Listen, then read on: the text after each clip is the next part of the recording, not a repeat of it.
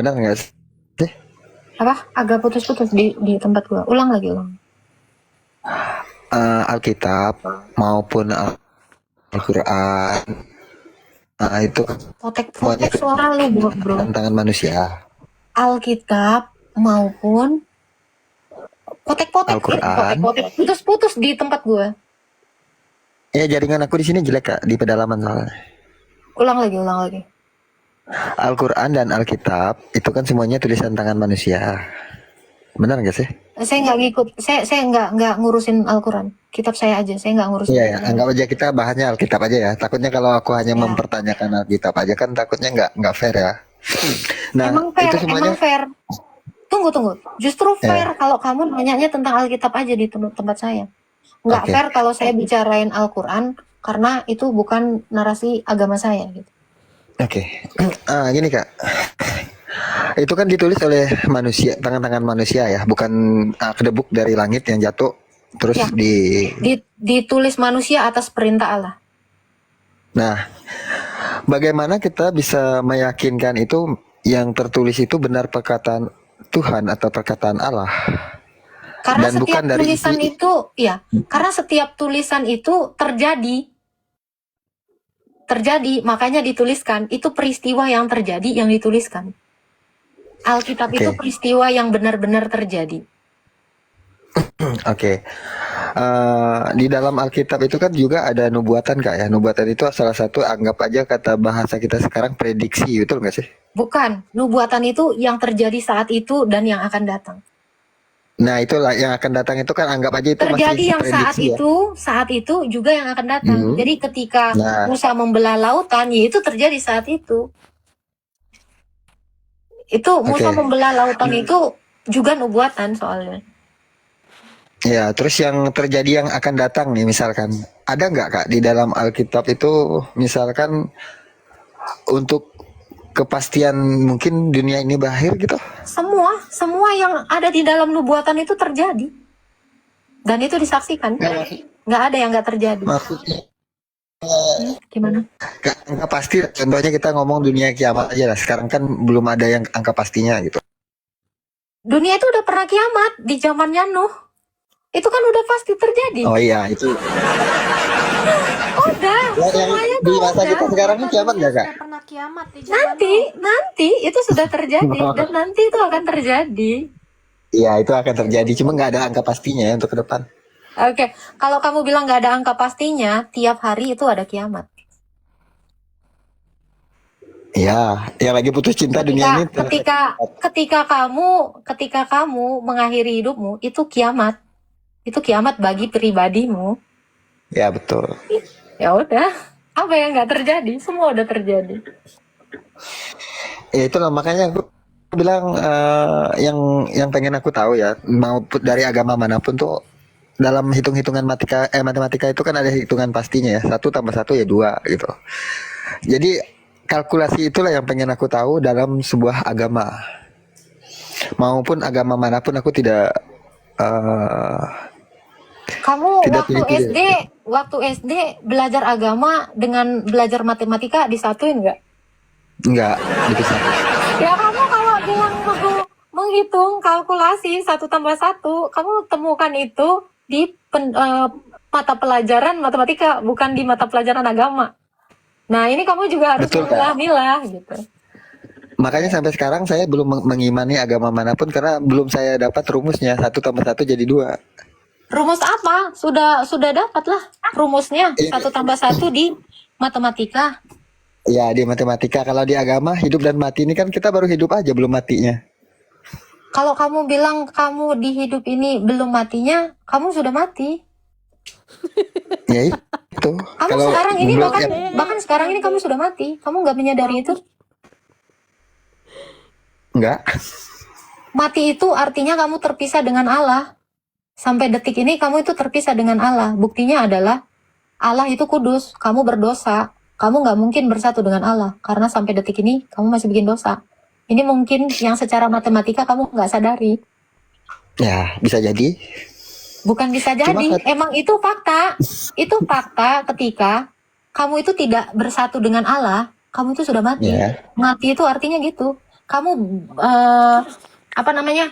Kamu terpisah dari sumber hidupmu gitu. Tapi kan aku masih hidup, Kak. Coba kamu cabut rumput persekian detik, itu dia nggak langsung jadi debu tanah, tapi dia butuh waktu. Kamu pun sebenarnya sudah mati, tinggal nunggu waktu kamu itu menyatu dengan tanah. Sama seperti rumput yang kamu cabut, dia akan segar dalam beberapa jam. Tapi nanti lama-kelamaan dia akan kering dan menjadi tanah. Kamu juga sebenarnya sedang menunggu menjadi tanah kembali.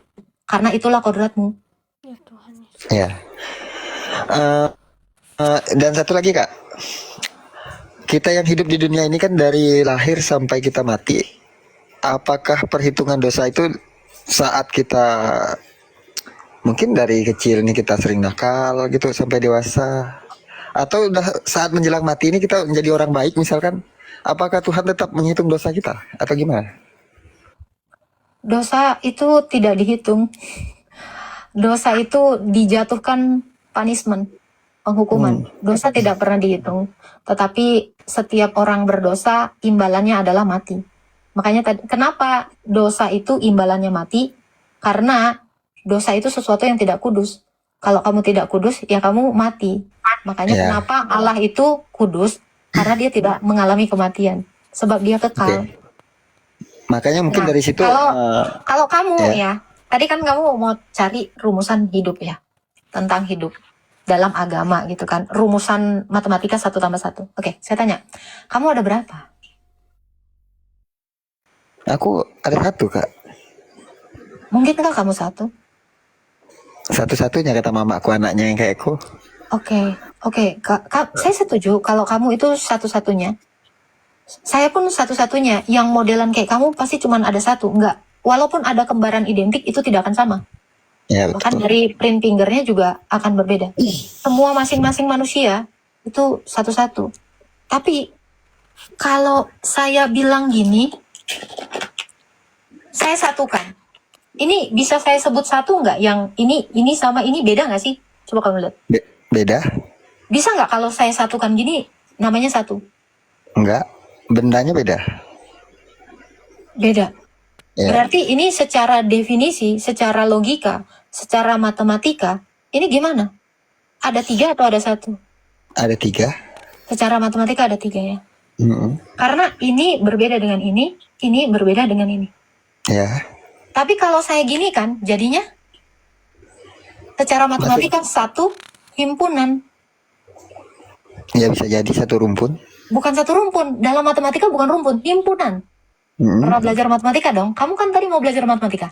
Ya. Makanya ini sedang belajar Kak. Oke, ini satu himpunan dong. Karena disatukan. Ini satu himpunan aksesoris namanya saya bilang. Satu himpunan aksesoris. Sekarang saya tanya, ini terdiri dari 3 yang berbeda dalam satu himpunan. Oke? Setuju secara matematika? Setuju? Oke. Kamu tadi mengaku dirimu satu. Setuju? Yes. Oke. Saya tanya, suaramu sama tidak dengan badanmu? Beda? Anggap ini suara. Dengan badanmu beda. Beda? Ini suara, ini badan. Nafas sama nggak dengan badan? Beda. Dan beda. Kamu saja tadi ngaku satu, padahal kamu satu himpunan yang terdiri dari 3 realita yang berbeda. Bukan hanya 3 kayaknya ya. Ada mata, pikiran. Lah, kan tadi saya bilang badan. Badan itu semua mencakup. Pikiran itu semua yang kamu kata-katakan. Nafas kamu itu mencakup dengan apa yang kamu keluarkan dari hidungmu setiap saat. Jadi jangan mata lagi. Kalau udah saya bilang tubuh secara utuh, kamu pernah lihat mayat, satu mayat, yaitu tubuh secara utuh itu satu. Tanpa mayat adalah tubuh satu secara utuh tanpa roh dan tanpa pikiran. Setuju? Setuju? Oke, kita kembali ke matematika. Ada pikiranmu yang kamu keluarkan melalui suara, karena pikiranmu itu dinyatakan melalui suaramu yang keluar. Oke? Ada rohmu, ada tubuhmu.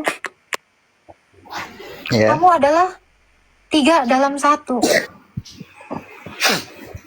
Karena kamu dalam satu himpunan manusia, terdiri dari realita itu saya bilang bahasa Indonesianya keberadaan nyata. Ya kan, realita itu kan ada, really ada keberadaan yang ada nyata. Nah, realita suaramu itu benar satu. Karena berbeda dengan ini, tentu saya nggak bilang ini sama dengan ini sama dengan ini, kan nggak, karena berbeda. Dan realita pikiranmu itu satu, realitas nafasmu atau rohmu itu satu, realita tubuhmu itu satu. Kamu mau merumuskan ini dalam matematika nggak? Kalau saya mau, tubuhnya satu Boleh. kali, tubuhnya satu kali, nafasnya satu kali, pikirannya satu kali, maka kamu baru boleh mengaku satu. Satu kali satu berapa? 1. Iya, itu kamu. Jadi kalau kamu tanya dalam agama, ada nggak ilmu eksaknya? Ada. Itu tadi. Ya. Roh Allah satu kali, firman Allah satu kali, Bapa satu kali, maka Allah saya satu. Mantap. Nggak masalah, itu pendapat kakak, aku nggak Ini akan bukan bantah. pendapat. Ini bukan pendapat. Tapi ini adalah logika. Kamu pernah lihat bangun datar segitiga, bangunnya itu ada satu. Tapi kita kenapa bisa tahu untuk mengukur luas itu? Luas sama dengan lebar kali tinggi. Secara eksak satu bangun datar bisa kita pakai luas, lebar, kali tinggi. Ini 3 hal yang berbeda untuk menemukan satu luas bangun datar. Sorry, bukan bangun ruang. Bangun datar. Dari satu segitiga aja, kita bisa menemukan ada luas, ada tinggi, ada lebar. Sudah eksak. Ya, Sudah logika. Sudah pakai rumus. sudah. Tentu. Dalam iman saya, semuanya pakai logika. Ya, Karena nggak masalah kak. Karena Allah itu adalah logos. Logos itu artinya ilmu. Makanya ada biologos, biologi, bio dan logos. Ilmu tentang kehidupan. Dan Tuhan saya adalah sumber dari hikmat, sumber dari ilmu. Gimana? Bisa diterima kak. Nah, nggak bisa diterima semua kok. Cuman aku mau nambah sedikit lagi kak. Tadi kan kita sempat membahas tentang dosa ya.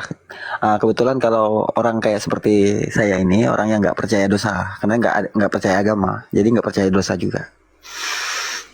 Kalau kamu bilang kamu tidak percaya dosa ketika kamu melanggar rambu lalu lintas, kamu sudah melakukan kesalahan. Dosa itu adalah kesalahan, ketidaktaatan. Jadi kamu nggak bisa bilang tidak percaya ada dosa, karena dosa itu ketidaktaatan, pelanggaran. Itu nyata.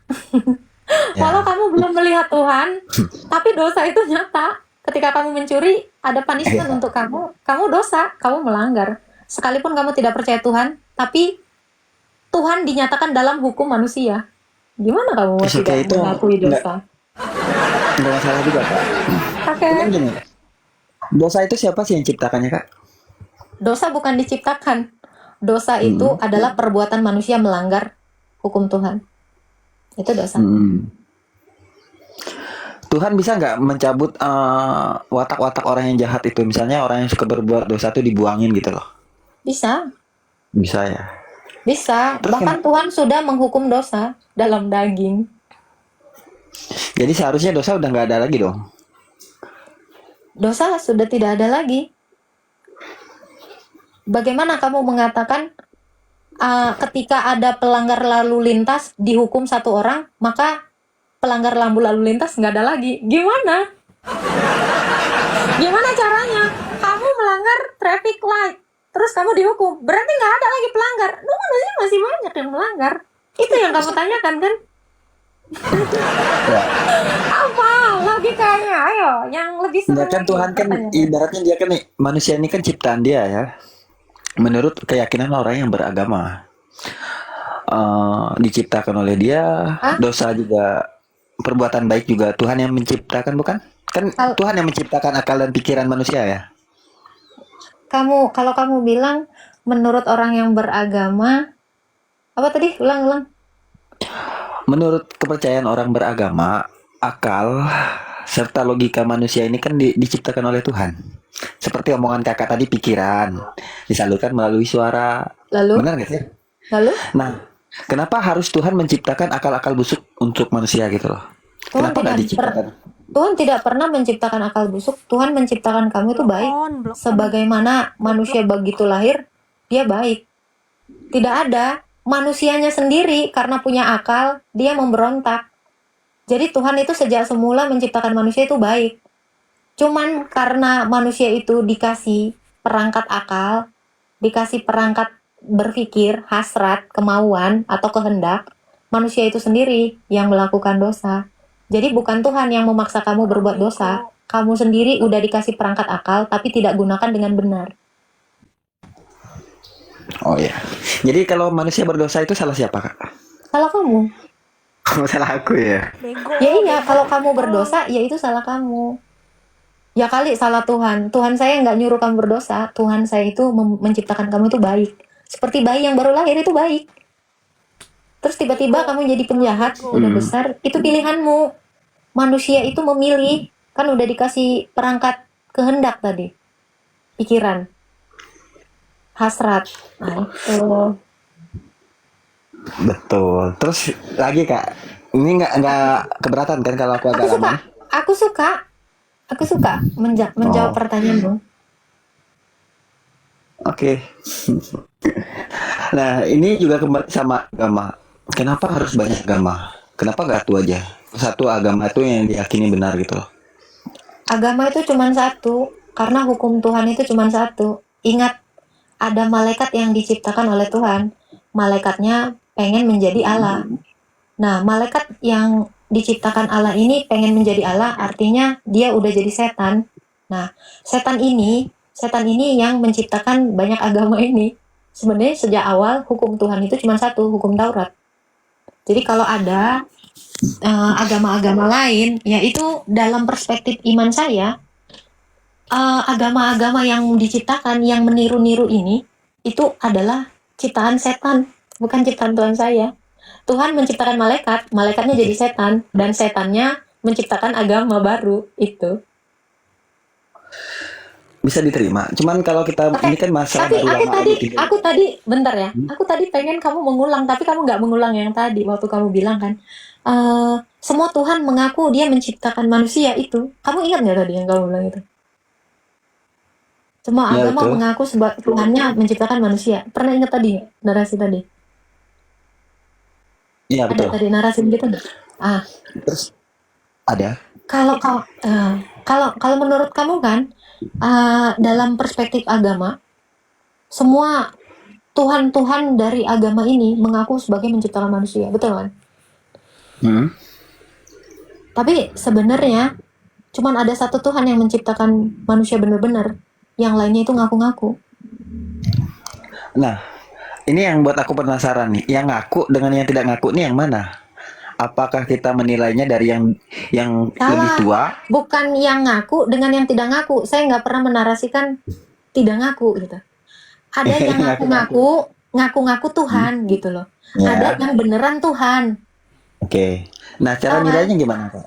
Cara menilainya adalah kamu sebagai manusia, kamu itu, Tuhan ini keren banget ketika dia menciptakan kamu. Dia itu naruh Taurat di dalam hatimu. Ini terbukti ketika orang ateis pun, kalau dia, maaf ya, memperkodok, mencuri, membun-bun, ada rasa dalam dirinya yang mendebat perbuatan itu salah. Karena hukum Taurat itu jangan membun-bun, jangan berzina, jangan bersaksi dusta. Makanya setiap ada orang-orang yang melanggar itu, Taurat di dalam dirinya, di dalam hati nuraninya, itu mendebat dia. Makanya ada rasa was-was, bersalah, takut, ketahuan. Itu. Jadi Tuhan itu mendesain manusia itu dengan menuliskan Taurat di dalam dirinya. Sekalipun bangsa-bangsa tidak mengenal Taurat. Itulah kerennya Tuhan saya. Dia Taurat tahu, itu... bahkan kamu sendiri, saya cek ya, walau kamu belum punya agama ya. Kalau kamu mencuri, kamu ada rasa takut nggak? Kebetulan belum pernah ngelakukan sih, nggak tahu. Oke. Apa yang kamu misalnya membantah orang tuamu atau berbohong deh. Berbohong kamu takut nggak? Ketika kamu berbohong ada rasa takut nggak? Ketahuan gitu. Ya setiap orang berdusta ya pasti ada rasa takut Nah, ya. kamu tahu nggak? Karena di dalam Taurat itu dikatakan jangan berbohong. Kodrat kamu sebagai manusia emang jangan bohong. Ketika kamu berbohong, nuranimu, yaitu Taurat itu akan mendebat kamu di dalam hatimu. Makanya ketika kamu berbohong, kamu ketakutan. Ini membuktikan bahwa kamu itu ciptaan Tuhan Yesus. Karena Tuhan Yesus itu mengenal ciptaannya. Dengan jalan menuliskan Taurat itu di dalam hati nuraninya. Bukankah kalau kita bahasnya lari ke Yesus sama Taurat, bukankah lebih dahulu hukum Taurat ketimbang Yesus hadir ke dunia ini? Taurat itu yang ngasih Tuhan Yesus. Bahkan jari Yesus itu sendiri yang menulisnya pada dua loh batu kepada Musa ketika di Gunung Sinai. Jadi kalau kamu katakan Yesus itu terakhir, bukan terakhir ya, karena yang terakhir yang abad 7 ya. Jadi kalau kamu bilang duluan Taurat, salah.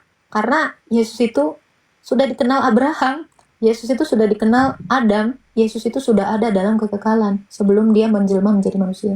Sebelum Ya, dia itu datang ke dunia dalam rupa manusia. betul. Yang kakak bilang itu memang betul. Itu menurut kepercayaan Samawi ya, agama Bukan Abraham. kepercayaan Samawi, itu hanya kepercayaan orang Kristen. Ya.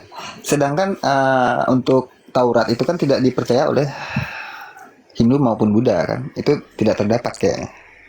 Kalau kamu memang hukum itu secara tersurat, bukan mereka tidak dapat, mereka tidak menerima. Kalau mereka percaya Yesus, pasti mereka menerima Taurat.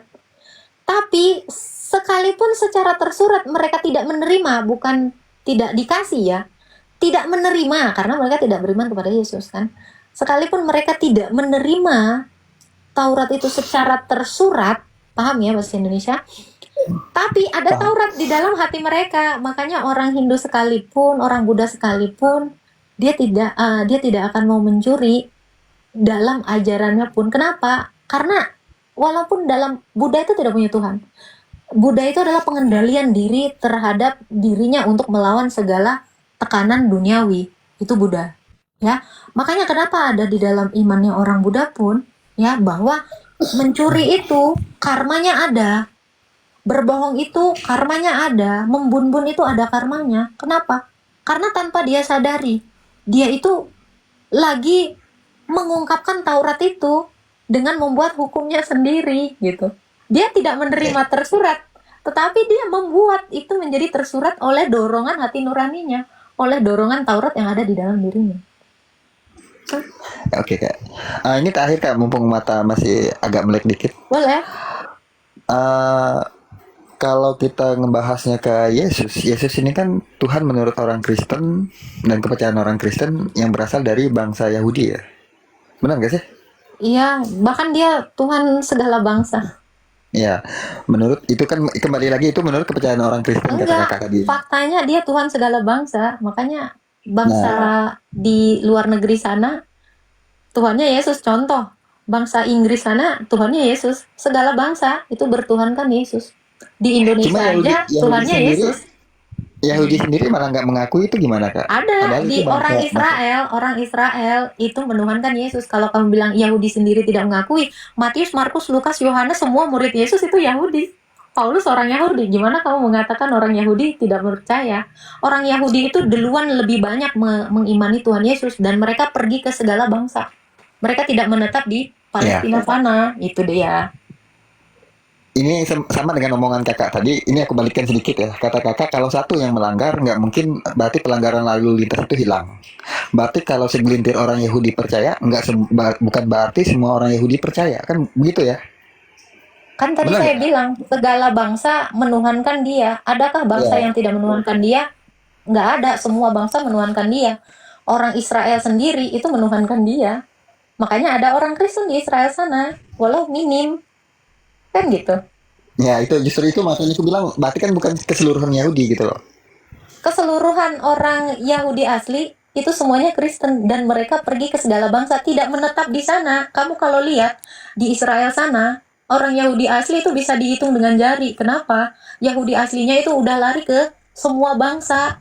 Karena Yahudi asli itu bukan bule, itu mah udah Eropa yang di Israel. Ya, Kalau di tes DNA, ya kalau di tes DNA, bahkan Yahudi itu adanya di Arab, banyak di Arab. Biar kamu tahu. Makanya jangan kamu kira, karena gini, orang Israel itu adalah orang timur dan mereka itu bukan bule yang matanya biru, matanya hijau atau warna kulitnya putih, tidak. Orang timur itu tidak itu. Yang di Israel sana itu semuanya mengalami yang namanya diaspora, mengalami namanya apa namanya? Inkulturasi gitu loh.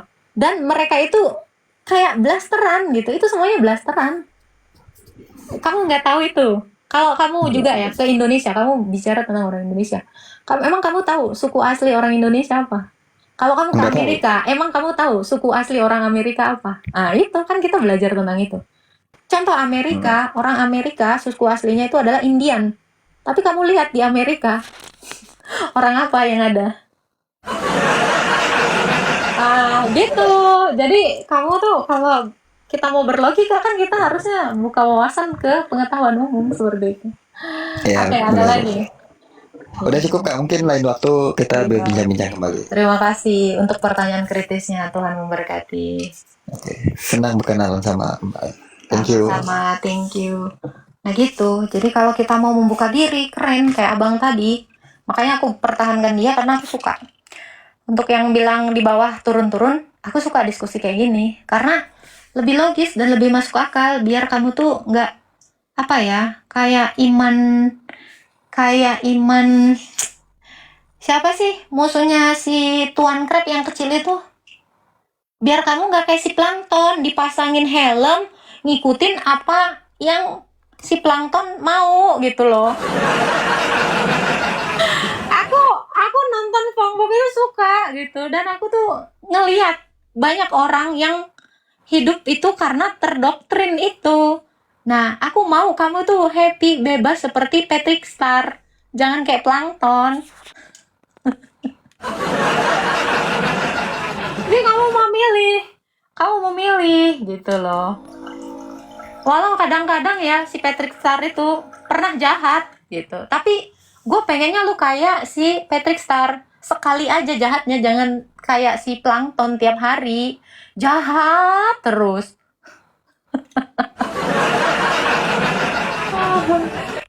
Kan semuanya memilih gitu loh.